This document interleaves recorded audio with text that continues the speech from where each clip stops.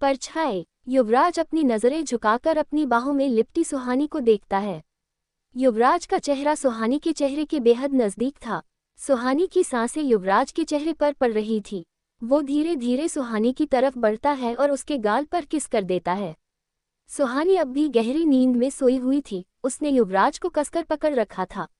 कुछ देर इसी तरह से सुहानी को देखने के बाद युवराज का ध्यान टूटता है और उसे कल रात की बातें याद आती है। युवराज के दिमाग में कल रात की सारी बातें एक के बाद एक चलने लगती है। उसका भैरवनाथ के पास जाना, वहां से वापस आते हुए रक्षा का उस पर अटैक करना, पद्मिनी का रक्षा को मारना और सुहानी का वहां आकर युवराज को ले जाना। युवराज सुहानी को देखते हुए कहता है, जब भी मैं किसी प्रॉब्लम में होता हूँ तो तुम्हें कैसे पता चल जाता है। सुहानी युवराज की बातों को बिल्कुल भी नहीं सुन रही थी। वो बस गहरी नींद में सो रही थी। युवराज सुहानी के माथे पर एक किस करता है और फिर धीरे से उसे खुद से अलग करके उठ जाता है। वो नहीं चाहता था कि सुहानी की नींद खराब हो। बेड से उठकर युवराज वॉशरूम चला जाता है। कुछ ही देर बाद सुहानी की नींद खुल जाती है। नींद खुलते ही उसके मुंह से पहला शब्द निकलता है, युवराज सर। ये कहते ही सुहानी उठकर बैठ जाती है। उसे याद आता है कि रात को जब तक वो जाग रही थी, युवराज बेड पर सो रहा था। लेकिन अब उसे युवराज बेड पर नहीं दिखता। युवराज को बेड पर ना पाकर सुहानी घबरा जाती है और वो कमरे की सभी तरफ देखकर युवराज को ढूंढने लगती है। अब सुहानी के मन में युवराज को खोने का डर बैठ गया था।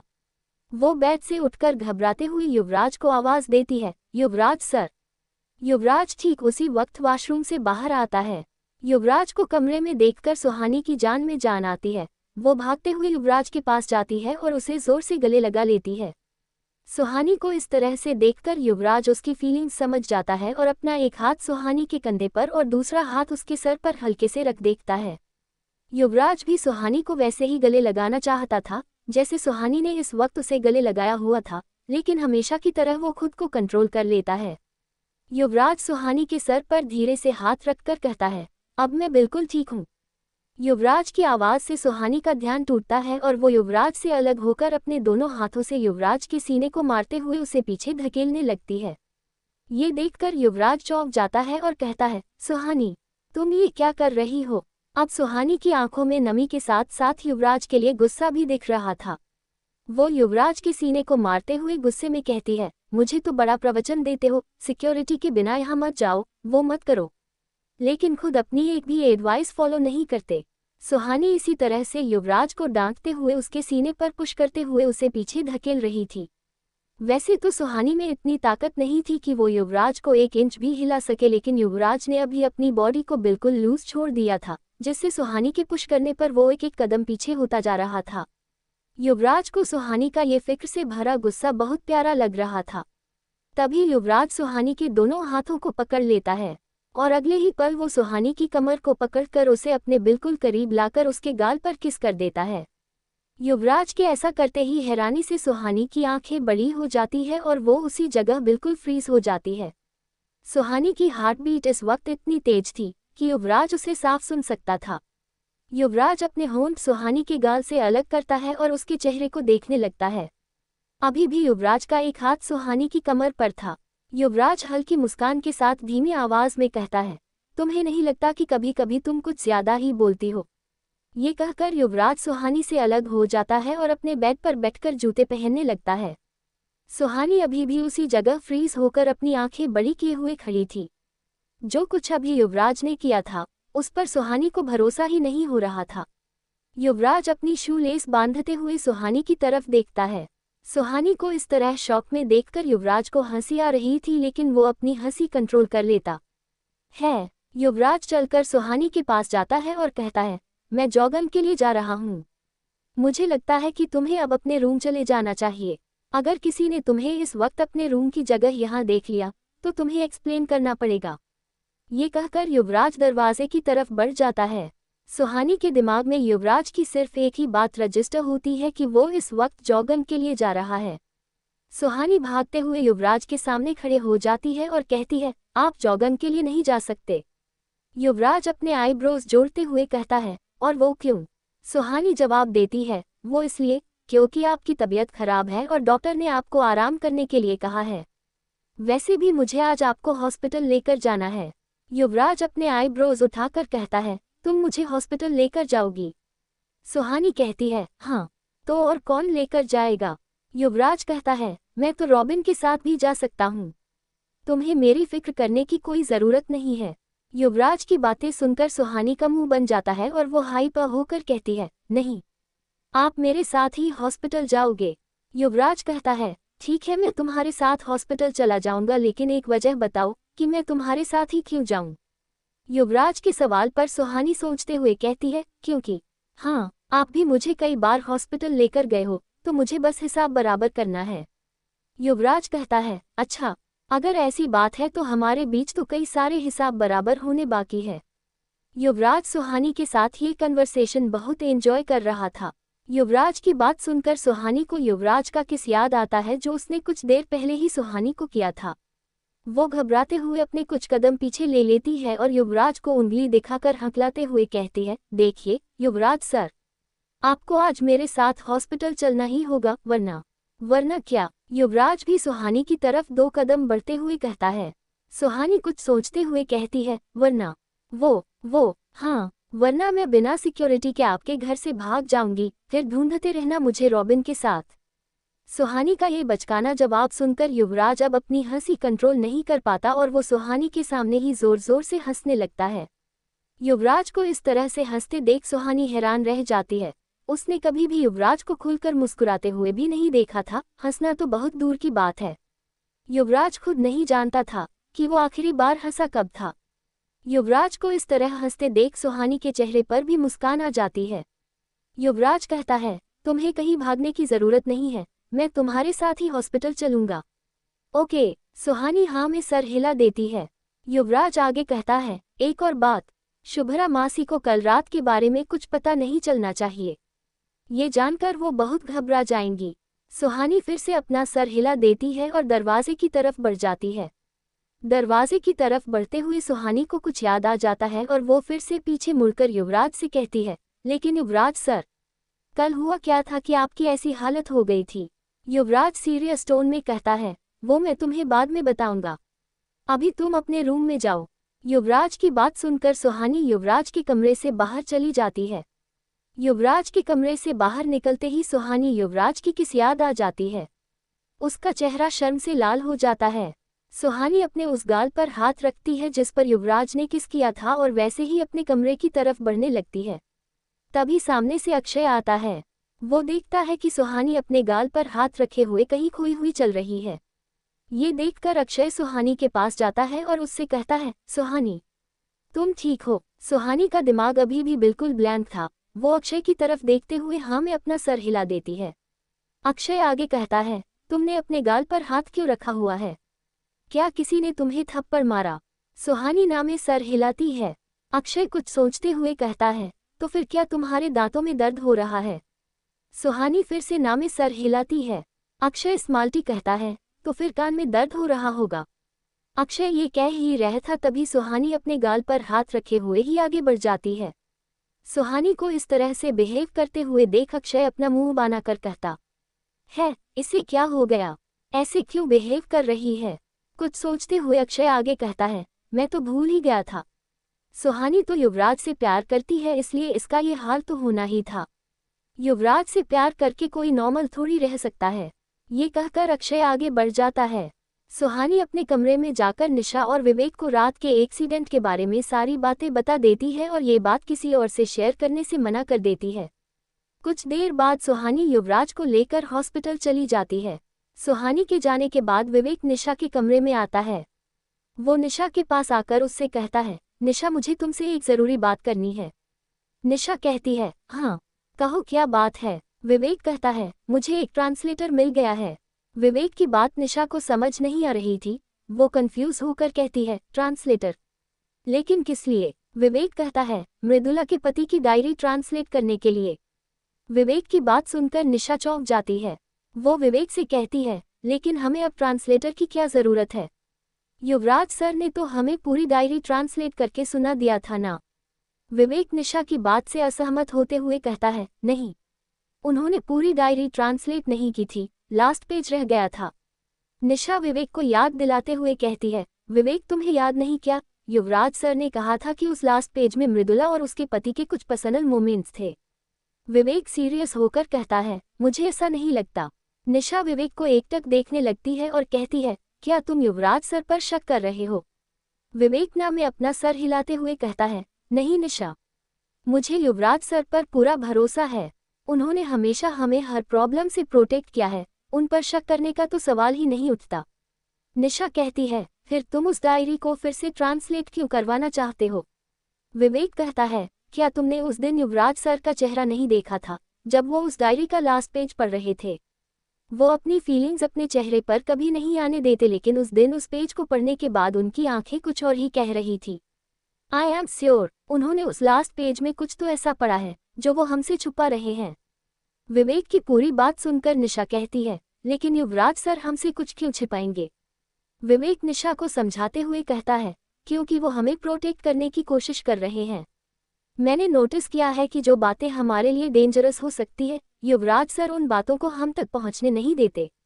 जरूर उस डायरी में भी उन्होंने कुछ ऐसा पढ़ा है जिसे वो हमसे हमारी सेफ्टी के लिए ही छुपाना चाहते हैं। निशा कहती है, विवेक अगर तुम्हें कोई ट्रांसलेटर मिल भी गया है तो भी उसका क्या फायदा? वो डायरी तो युवराज सर के पास है, और अगर वो हमसे कुछ छुपाने की कोशिश कर रहे हैं तो वो उस डायरी को हमें कभी नहीं देंगे। विवेक निशा की बात से सहमत होते हुए कहता है, तुम ठीक कह रही हो, हमें युवराज सर से वो डायरी नहीं मिल सकती। निशा परेशानी भरी आवाज में कहती है, तो फिर हम क्या करेंगे? विवेक एक गहरी सांस लेकर कहता है, मैं इस बात के लिए पहले से तैयार था कि अगर कभी वो डायरी हमसे गुम हो गई तो हम क्या करेंगे। जिस दिन मैं वो डायरी लेकर आया था उस दिन आते ही मैंने उस डायरी को अपने मोबाइल से स्कैन कर लिया था। अब उस डायरी की एक सॉफ्ट कॉपी मेरे मोबाइल में है। ये कहकर विवेक अपने फ़ोन का स्क्रीन निशा के चेहरे के सामने ले आता है। निशा देखती है कि उस स्क्रीन पर मृदुला के पति की डायरी की सॉफ्ट कॉपी थी। विवेक के मोबाइल में उस डायरी की सॉफ्ट कॉपी देखकर निशा की आंखों में चमक आ जाती है। वो खुश होकर विवेक कहती है, विवेक यू आर अ जीनियस। ये कहकर निशा विवेक को हक कर लेती है। निशा के हक करने से विवेक के चेहरे पर भी स्माइल आ जाती है। निशा विवेक से अलग होकर कहती है, सॉफ्ट कॉपी तो हमें मिल गई, लेकिन हम युवराज सर से छुपकर उस ट्रांसलेटर के पास कैसे जाएंगे? उन्होंने हमें उनके बॉडीगार्ड्स के बिना कहीं भी जाने से मना किया है। विवेक कहता है, हमें कहीं जाने की जरूरत नहीं है, मैंने उस ट्रांसलेटर को वो लास्ट पेज मेल कर दिया है। शाम तक हमें वो उस पेज को हिंदी में ट्रांसलेट करके मेल कर देगा। ये कहकर विवेक किसी गहरी सोच में डूब जाता है। विवेक को इस तरह से खोया हुआ देखकर निशा कहती है, तुम अब क्या सोचने लग गए? विवेक झुंझलाते हुए कहता है, क्या तुम्हें ये सब बहुत अजीब नहीं लग रहा है? निशा मुंह बनाकर कहती है, पिछले 1 साल से हमारे साथ जो कुछ भी हो रहा है वो सब अजीब है। लेकिन तुम किस अजीब चीज की बात कर रहे हो? विवेक सीरियस होकर कहता है, वो साया आखिर युवराज सर के पीछे ही क्यों पड़ा हुआ है? निशा उसे याद दिलाते हुए कहती है, तुम्हें याद नहीं क्या? सुहानी ने हमें बताया तो था कि युवराज सर किसी खास मुहूर्त में पैदा हुए थे और इसी वजह से उनमें कुछ शक्तियां हैं जिसे वो साया लेना चाहता है, मतलब मृदुला लेना चाहती है। विवेक अपनी बात पर जोर देते हुए कहता है, निशा मुझे एक बात बताओ, जिस टाइम में युवराज सर पैदा हुए थे उसी टाइम में दुनिया में कितने सारे लोग पैदा हुए होंगे, लेकिन वो साया, ये सारे तांत्रिक सब युवराज सर के ही पीछे क्यों पड़े हैं? और अगर उस मुहूर्त में पैदा होने वाले हर इंसान के पास इतनी शक्तियां होती तो आज दुनिया में कितने सारे सुपर ह्यूमंस होते। लेकिन ये शक्तियां सिर्फ युवराज सर के पास है, कैसे? विवेक की बात सुनकर निशा बहुत सोच में पड़ जाती है। वो कंफ्यूज होकर कहती है, हाँ यार, ये बात मेरे दिमाग में क्यों नहीं आई? युवराज सर हैंडसम तो है, लेकिन सिर्फ इसी वजह से ये भूत आत्माएं उनके पीछे तो नहीं पड़ सकती। जरूर कोई और वजह होगी। विवेक आगे कहता है, बात सिर्फ इतनी ही नहीं है, तुम खुद सोचो, उस दिन सुहानी को लेकर मी सक्सेना और रघु अंकल उस अघोरी के पास गए थे, लेकिन उन्होंने उस साय को मुक्त करने के लिए सुहानी को चुना, जबकि तब वो एक छोटी सी बच्ची थी। उन्होंने मी सक्सेना या रघु अंकल को इस काम के लिए क्यों नहीं चुना, जबकि वो दोनों सुहानी से मेंटली और फिजिकली कहीं ज्यादा स्ट्रांग थे। एक और बात, जब मनाली जाते वक्त लैंडस्लाइड हुआ था और हम सभी स्टूडेंट्स के साथ एक गांव में फंस गए थे, तो वहां हमें एक अघोरी मिल गए और उन्होंने इतने स्टूडेंट्स के बीच सिर्फ हम दोनों को ही ये रुद्राक्ष दिया, जिसकी वजह से हम अभी तक उस साए से बचे हुए हैं। ये सब इत्तेफाक नहीं हो सकता, कुछ तो ऐसा है जो हम देख नहीं पा रहे हैं। विवेक की बात खत्म होते ही निशा कहती है, हाँ, और तुम्हें याद है, उस डायरी में लिखा था कि वो अघोरी मृदुला को मुक्त कर सकते थे, लेकिन उन्होंने ये कहकर उसे मुक्त नहीं किया कि सही समय में सही इंसान ही उसे मुक्त करेगा। तो इसका मतलब उन्हें पहले से पता था कि ये सब होने वाला है। विवेक भी परेशान होकर कहता है, मुझे नहीं लगता कि बात सिर्फ मृदुला और उस तांत्रिक की ही है, बात कुछ और ही है। निशा आगे कुछ नहीं कहती और वो दोनों इसी सोच में डूब जाते हैं। इधर युवराज और सुहानी हॉस्पिटल के एक प्राइवेट वार्ड में थे, जहां डॉक्टर युवराज का चेकअप कर रहे थे। सारे रिपोर्ट्स देखने के बाद डॉक्टर युवराज से कहते हैं, मी दीवान, आप बिल्कुल ठीक हैं, लेकिन कल रात आपके कान से काफ़ी खून बह रहा था, इसलिए मुझे आपका हियरिंग टेस्ट करनी होगी। मैं देखना चाहता हूं कि आपके कान की चोट की वजह से आपकी हियरिंग कैपेबिलिटी कम तो नहीं हुई है। ये कहकर डॉक्टर एक इक्विपमेंट से युवराज की सुनने की कैपेबिलिटी टेस्ट करने लगते हैं। सुहानी बड़े ध्यान से युवराज का टेस्ट देख रही थी। कुछ ही देर बाद डॉक्टर अपना टेस्ट कंप्लीट करके युवराज से कहते हैं, मी युवराज, आप पूरी तरह से ठीक हैं। मैंने आपके लिए कुछ मेडिसिन लिख दिए हैं, बस आपको उन्हें टाइम पर लेना है और आराम करना है। ये कहकर डॉक्टर वहां से चले जाते हैं। डॉक्टर के वहां से जाने के बाद सुहानी शक भरी नजरों से युवराज की तरफ देखती है। युवराज को ये देखकर थोड़ा अजीब लगता है। वो सुहानी से कहता है, क्या हुआ, तुम मुझे ऐसे क्यों देख रही हो? सुहानी अपनी सीट से उठकर युवराज के पास जाती है और उससे कहती है, युवराज सर, अपनी आंखें बंद करिए। युवराज अपनी आंखें छोटी करते हुए कहता है, क्यों? सुहानी युवराज पर दबाव बनाते हुए कहती है, बताती हूँ, लेकिन आप पहले अपनी आंखें बंद करिए ना। सुहानी की बात मानकर युवराज अपनी आंखें बंद कर लेता है। सिर्फ सुहानी ही थी जिसकी इन बचकानी हरकतों को युवराज टॉलरेट कर लेता था, वरना किसी और की हिम्मत भी नहीं थी कि युवराज से ये सब करवा सके। युवराज की आंखें बंद करने के बाद सुहानी उसे गौर से देखने लगती है कि कहीं युवराज देख तो नहीं रहा है। जब सुहानी को पूरा भरोसा हो जाता है कि अब युवराज कुछ देख नहीं सकता, तब वो अपना एक हाथ युवराज के कान के पास लेकर जाती है और 3 बार चुटकी बजा देती है। सुहानी की चुटकी की आवाज़ सुनकर युवराज अपनी आंखें बंद किए हुए ही कहता है, ये सब क्या है? सुहानी युवराज से कहती है, युवराज सर, अभी मैंने कितनी चुटकी बजाई? सुहानी का सवाल सुनकर युवराज समझ जाता है कि वो क्या करने की कोशिश कर रही है। सुहानी को डॉक्टर्स के टेस्ट पर भरोसा नहीं हो रहा था, इसलिए वो ये खुद चेक करने की कोशिश कर रही थी कि युवराज सच में ठीक से सुन सकता है या नहीं। युवराज हमेशा की तरह एक्सप्रेशनलेस होकर कहता है, 3 बार। अब सुहानी को यकीन होता है कि युवराज का एक कान तो बिल्कुल सही है। अब बारी उसके दूसरे कान की थी। सुहानी युवराज के दूसरे कान के पास अपना हाथ ले जाती है और 2 बार चुटकी बजाकर युवराज से पूछती है, अब मैंने कितनी बार चुटकी बजाई? सुहानी का ये सवाल सुनकर युवराज अपनी आंखें खोल लेता है और सुहानी के करीब जाकर उससे धीरे से कहता है, मुझे कोई हियरिंग प्रॉब्लम नहीं है। आज सुबह मुझे तुम्हारे दिल की धड़कन साफ सुनाई दे रही थी। युवराज की बात सुनकर सुहानी को सुबह का इंसिडेंट फिर से याद आ जाता है। वो इंसिडेंट याद आते ही सुहानी के गाल लाल हो जाते हैं और उसका दिल जोरों से धड़कने लगता है। युवराज आगे कहता है, लिसन, मुझे फिर से तुम्हारी हार्ट बीट सुनाई दे रही है। ये तो काफी तेज चल रही है। आई थिंक तुम्हें भी डॉक्टर से चेकअप कराना चाहिए। युवराज की ये बातें सुहानी को और भी नर्वस कर रही थी। सुहानी युवराज से दूर हटकर अपनी सीट की तरफ बढ़ती है। तभी युवराज बेड पर बैठे हुए ही पीछे से सुहानी का हाथ पकड़ लेता है। युवराज के इस तरह से हाथ पकड़ते ही सुहानी को ऐसा लग रहा था जैसे अभी उसका हार्ट फेल हो जाएगा। वो वहां रुक जाती है, लेकिन युवराज की तरफ मुड़कर नहीं देखती। सुहानी युवराज की उन गहरी आंखों को देखने से भी डर रही थी। युवराज सुहानी को फिर से परेशान करने के लिए उससे कहता है, वैसे तुम आज मेरे बेड पर क्यों सो रही थी? युवराज के इस सवाल से सुहानी और भी परेशान हो जाती है। वो तो कल रात युवराज का ख्याल रखने के लिए उसके कमरे में गई थी, लेकिन उसे खुद पता नहीं चला कि कब उसे नींद आ गई। सुहानी युवराज के सवाल का कोई जवाब नहीं दे पाती और वहीं खड़े रहती है। युवराज भी बिल्कुल उसी तरह सुहानी का हाथ पकड़े रहता है। तभी उस कमरे के अंदर बिना नॉक किए एक वार्ड बॉय आ जाता है। अंदर आते ही जब वो देखता है कि युवराज ने सुहानी का हाथ पकड़ा हुआ है, उसे एहसास होता है कि अंदर आने से पहले उसे नॉक कर देना चाहिए था। शिमला में हर कोई युवराज दीवान के गुस्से से अच्छे से वाकिफ था। युवराज के गुस्से के बारे में सोचकर ही वो वार्ड बॉय डर से कांपने लगा था। जैसा कि उसने सोचा था, युवराज गुस्से से उसे ही घूर रहा था उस वार्ड बॉय को लग रहा था कि आज तो उसकी जॉब गई।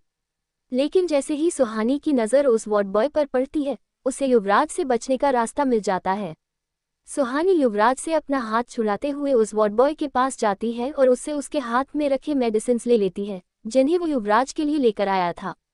सुहानी उन मेडिसिन्स को वार्ड बॉय से लेकर कहती है, मुझे आपसे कुछ ज़रूरी बात करनी है, क्या आप मेरे साथ बाहर चलोगे? उस वक्त सुहानी उस वार्ड बॉय को किसी भगवान के अवतार से कम नहीं लग रही थी, जो उसे युवराज से बचा रही थी। सुहानी के ऐसा कहते ही वो वार्ड बॉय उसके साथ उस कमरे से बाहर आ जाता है। उस कमरे से बाहर आते ही वो दोनों चैन की सांस लेते हैं और युवराज वहां बैठा ये सब देखता रह जाता है। कुछ देर बाद युवराज सुहानी के साथ हॉस्पिटल से निकल जाता है। युवराज इस वक्त ड्राइव कर रहा था और सुहानी हमेशा की तरह अपनी शक्लें बनाकर उसे तिरछी नजरों से देख रही थी, जिसे युवराज नोटिस तो कर रहा था, लेकिन कुछ कह नहीं रहा था। सुहानी युवराज को तिरछी नजरों से देखते हुए मन ही मन सोचती है, युवराज सर आजकल कुछ बदले बदले से लगते हैं। आजकल इनके मूड स्विंग्स भी बहुत ज्यादा होने लगे हैं, मेरे साथ कुछ अलग ही बिहेव करते हैं। कहीं इनके सर पर कोई चोट तो नहीं लगी है? युवराज सामने देखकर ड्राइव करते हुए कहता है, मेरे सर पर कोई चोट नहीं लगी है। युवराज के ऐसा कहते ही सुहानी हैरानी से उसे देखते हुए सोचती है, युवराज सर को कैसे पता चला कि मैं क्या सोच रही हूँ? कहीं इनके पास सामने वाले का दिमाग पढ़ने का भी पावर है क्या? युवराज बिल्कुल उसी अंदाज में फिर से कहता है, मेरे पास ऐसी कोई पावर नहीं है। अब सुहानी की हैरानी और भी बढ़ जाती है। इस बार वो खुद कहती है, फिर आपको कैसे पता चला कि मैं क्या सोच रही हूँ? युवराज कहता है, क्योंकि मुझे पता है कि तुम किस सिचुएशन में क्या सोचती हो। सुहानी अभी भी आंखें फाड़कर युवराज को देख रही थी। युवराज बिना सुहानी की तरफ देखे कहता है, मुझे इस तरह से शक्लें बनाकर मत देखो, तुम्हें पता है मुझे इरिटेशन होता है। युवराज की बात सुनकर सुहानी दूसरी तरफ लगती है। बाहर की तरफ देखते हुए उसे कुछ याद आता है और वो युवराज से कहती है, युवराज सर, मुझे आपने अब तक नहीं बताया कि कल रात क्या हुआ था। युवराज सीरियस आवाज में कहता है, कल रात जब मैं अपने किसी काम से वापस घर आ रहा था, तो रक्षा ने मुझ पर अटैक किया था। युवराज का जवाब सुनकर सुहानी घबरा जाती है और कहती है, युवराज सर, उसने आपके साथ कुछ किया तो नहीं? आप ठीक हैं ना? युवराज कहता है, हाँ, मैं बिल्कुल ठीक हूँ, मुझे कुछ नहीं हुआ है। सुहानी थोड़ा रिलैक्स होकर कहती है, तो फिर रक्षा का क्या हुआ? युवराज कहता है, शी इज़ नो मोर। ये सुनकर सुहानी हक्का बक्का रह जाती है। कुछ देर तक तो वो कुछ कह भी नहीं पाती, फिर कुछ देर बाद वो युवराज से कहती है, तो क्या आपने उसे मार दिया?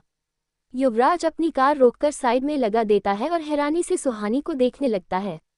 युवराज सुहानी से कहता है, क्या तुम्हें लगता है कि मैं किसी की जान ले सकता हूँ? सुहानी अगले ही पल कहती है, नहीं। युवराज कुछ सोचते हुए सुहानी को देखने लगता है। वो सुहानी को पद्मिनी के बारे में कुछ भी नहीं बताना चाहता था। वो जानता था कि सुहानी जितना पद्मिनी के बारे में जानेगी उसकी जान के लिए उतना ही खतरा बढ़ता जाएगा। कुछ सोचते हुए युवराज कहता है, उसने मुझ पर अपनी शक्तियों का इस्तेमाल किया और वो शक्तियाँ उस पर ही उल्टी पड़ गई, जिससे उसकी पूरी बॉडी जल गई। सुहानी कहती है, लेकिन ऐसा कैसे हो सकता है? आपने ही तो कहा था कि रक्षा एक बहुत बड़ी जादूगरनी थी, फिर उससे कैसे गलती हो सकती है? युवराज कार स्टार्ट करके कहता है, हम सबके पास अभी कई सारे सवाल हैं जिनके जवाब मिलना अभी बाकी है। सुहानी युवराज की बातों से कन्विंस हो जाती है और आगे कोई सवाल नहीं करती। सुहानी खामोश होकर कार की दूसरी तरफ देखते हुए कुछ सोचने लगती है। युवराज कार ड्राइव करते हुए बीच बीच में सुहानी को देख रहा था। थोड़ी ही देर में सुहानी एक गहरी सांस लेती है। अब सुहानी के चेहरे पर शिकन आने लगे थे और वो बार बार अपनी आंखें बंद करके खोल रही थी। वो बेचैनी से अपने चारों तरफ देख रही थी। सुहानी अब काफी रेस्टलेस नजर आ रही थी। सुहानी की ये हालात देखकर अपनी कार रोक देता है। सुहानी घबराते हुए युवराज से कहती है, युवराज सर, वो। सुहानी इतना ही कह पाई तभी युवराज उसके बिल्कुल करीब जाकर उसके होठों पर अपनी एक उंगली रखते हुए कहता है, नो। युवराज अब तक समझ चुका था कि सुहानी आखिर कहना क्या चाहती है, लेकिन वो ये नहीं चाहता था कि सुहानी इस वक्त वो बात कहे। युवराज अभी सीरियस होकर सुहानी की आंखों में देख रहा था, जैसे वो सुहानी से कुछ कहना चाहता हो पर कह नहीं पा रहा हो। युवराज के मना करने के बावजूद सुहानी उससे कहती है, लेकिन युवराज सर। सुहानी फिर से बस इतना ही कह पाती है तभी युवराज अपनी उंगली को उसके होठों पर हल्के से दबाकर उसकी आंखों में देखते हुए कहता है, Suhani no, trust me, don't say anything. आगे की स्टोरी जानने के लिए परछाई का अगला एपिसोड सुनें और हमारे चैनल को सब्सक्राइब करें।